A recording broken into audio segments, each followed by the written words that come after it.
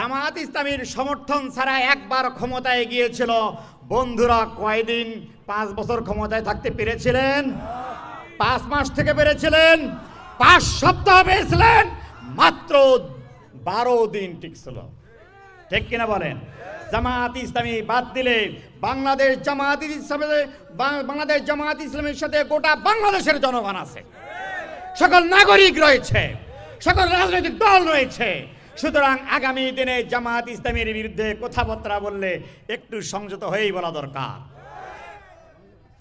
1 নম্বর কথা শেষ। 2 নম্বর যে কথাটা বলতে চাই, আমাদের সম্মানিত অমুসলিম ভাই বোনেরা যারা আছেন, সবিরহাটে যারা আছেন, আপনারা নির্বিঘ্নে নিশ্চিন্তে আগামী জাতীয় সংসদ নির্বাচনে ভোট দিতে আসবেন ইনশাআল্লাহ। আমরা বিগত 5ই আগস্টের পর আপনাদের স্বাধীনতা, সার্বভৌমত্ব, গোটা দেশের স্বাধীনতা, সার্বভৌমত্ব, আপনাদের সম্পদ ইজ্জত রক্ষার জন্য আমরা বাংলাদেশ জামাত ইসলামী সহ ছাত্র শিবির জয়ে পাহারা দিয়েছিলাম। আগামী দিনে আপনারা যদি আমাদেরকে সহযোগিতা করেন, আল্লাহ যদি রহমত করে জামাত ইসলামী যদি ক্ষমতায় আসে, আল্লাহর রহমতে আপনাদেরকে গোলামির জিঞ্জির পড়তে হবে না। আজাদির জিঞ্জিরে, আজাদির স্বাধীনতা, আজাদিভাবে মুক্তভাবে আপনারা সমাজ ব্যবস্থায় বাংলাদেশের 18 কোটি মানুষের মতো জীবনযাপন করতে পারবেন ইনশাআল্লাহ। কাউকে চাঁদা গোপনে কিংবা প্রকাশ্যে দেওয়া লাগবে না, কোনো ধরনের হামলা মামলা হবে না ইনশাআল্লাহ। আগামী দিনে সবার সহযোগিতা চাই।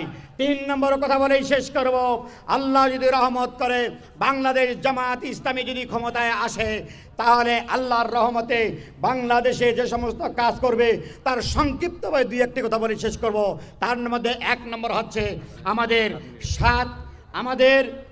60 বছরের ঊর্ধ্বে মা বোন যারা আছে, 60 বছরের বাবারা যারা আছে, বৃদ্ধ যারা আছে, এবং 1 থেকে 5 বছরের শিশু যারা আছে, তাদের বিনা পয়সায় চিকিৎসার ব্যবস্থা করা হবে ইনশাআল্লাহ। কৃষকদের জন্য সার নিয়ে দুর্নীতি নয়, বিনামূল্যে তাদেরকে লোন দেওয়া হবে, বিনা সুদে ইনশাআল্লাহ। 1 থেকে 5 বছরের বাচ্চাদেরকেও, গর্ভবতী মহিলাদেরকেও আল্লাহর রহমতে আমরা বিনামূল্যে চিকিৎসার ব্যবস্থা করব। আগামী দিনে বাংলাদেশ জামাত ইসলামীর মনোনীত প্রার্থী আলহাজ আনোয়ারুল ইসলাম রাজু ভাইকে ভোট দিয়ে জয়যুক্ত করার জন্য আপনাকে রাজি আছেন ইনশাআল্লাহ?